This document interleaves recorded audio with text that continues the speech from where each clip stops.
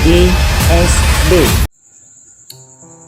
Assalamualaikum warahmatullahi wabarakatuh. Jumpa lagi dengan Bunda Runte. Bagaimana kabar kalian?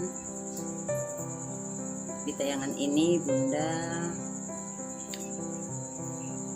menjawab pertanyaan dari kalian, karena banyak yang bertanya melalui DM ciri calon spiritual atau supranatural itu seperti apa. Nah, di sini Bunda menjawab ya, cuman tidak detail karena durasi.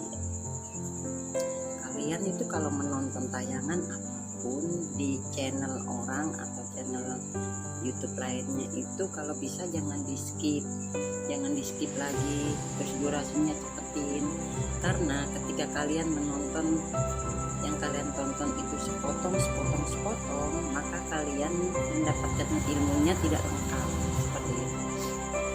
Oke, Bunda lanjut. Calon ciri spiritual atau ciri calon spiritual atau supranatural. Nah, Bunda berbicara yang alami dulu. Ketika orang itu memang sudah dikehendaki Allah akan menjadi manusia manfaat di banyak orang ke depannya, entah itu jadi habib, jadi syekh, jadi kiai, jadi ustadz, jadi guru, jadi dosen, jadi dokter, termasuk spiritual atau supranatural. Nah, di sini Bunda membahas tentang ciri calon spiritual atau supranatural. Biasanya kalau memang ada manusia yang nantinya menjadi spiritual sejati atau supranatural sejati, mulai kecil yang alami, biasanya mulai kecil itu sudah tertuntun rapi walaupun tidak dibimbing sama manusia lain. Contoh, selain dia punya kelebihan yang dimana orang lain tidak punya, biasanya dia paling tidak suka sesuatu yang tidak menyenangkan, sesuatu yang merugikan. Secara otomatis dia menghindari dengan sendirinya. Nah, itu tertuntun secara rapi, padahal dia belum tahu apa-apa, tapi di dalam hatinya dia sudah merasa kayaknya ini nggak benar deh, kayaknya ini kayak nggak bagus, orang ini kayaknya kok ngomongin orang ya. Dia nggak suka, atau enggak dia lebih suka memilih yang baik-baik. Itu contoh yang pertama. Terus yang kedua, biasanya si anak tersebut lebih memilih menyendiri daripada keramaian. Kalaupun suka bergaul, itu tidak seperti anak-anak yang bukan calon spiritual ke depannya atau supranatural. Dia lebih asik dengan dunianya sendiri, tapi normal ya, bukan abnormal atau autis. Dan dia punya kepribadian yang matang walaupun masih kecil. Kemudian mulai kecil perasaannya, hatinya sudah tertata rapi. Tertata rapi seperti apa? Dia punya rasa iba yang tinggi. Dia suka mengalah.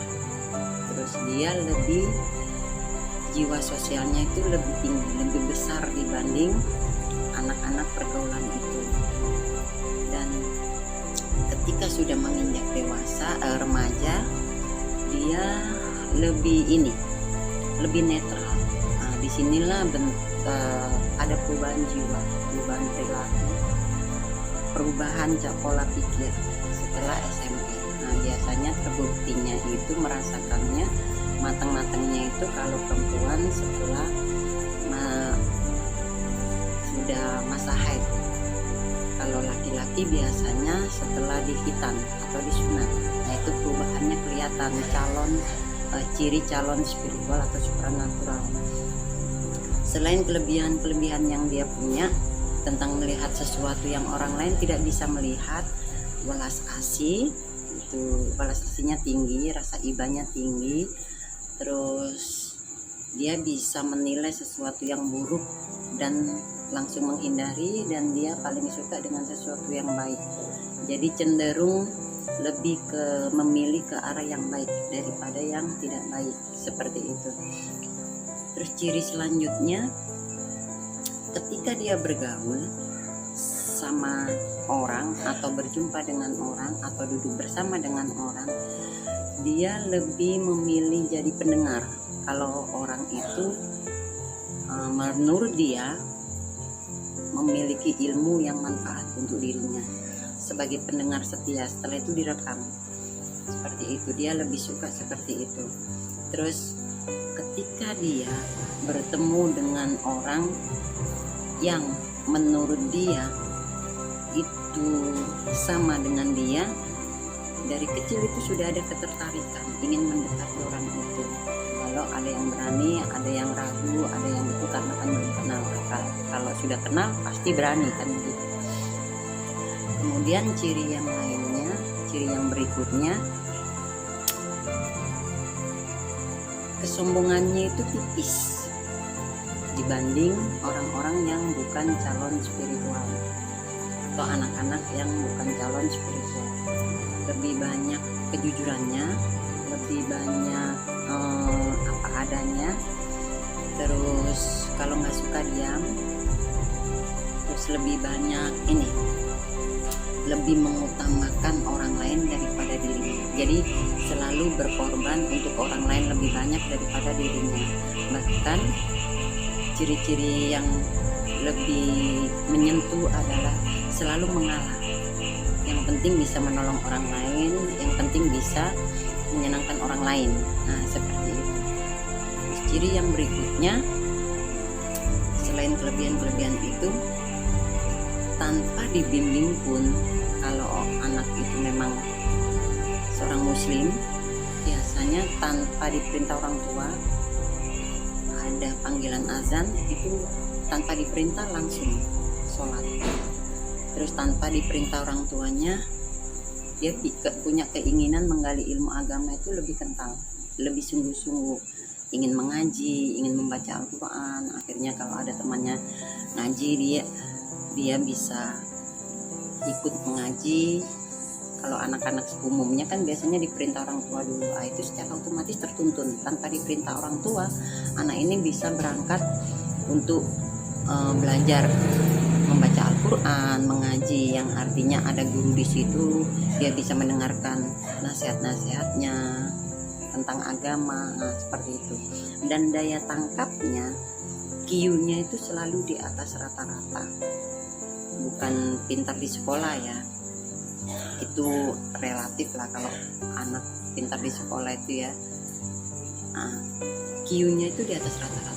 Daya tangkapnya, sebelum orang lain bisa membaca ke arah jauh di sana, si calon spiritual ini itu sudah merekam semuanya dan mengetahui, walaupun memang tidak 100%, karena kan kebenaran di atas kebenaran itu hanya milik Allah.